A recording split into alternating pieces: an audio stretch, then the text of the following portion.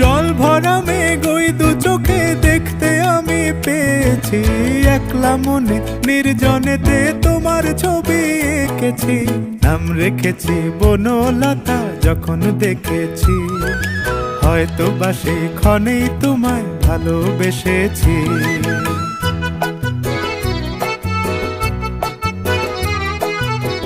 বনলতা কথা হয়ো না গো কুণ্ঠিতা, বনলতা কথা হয়ো না গো কুণ্ঠিতা।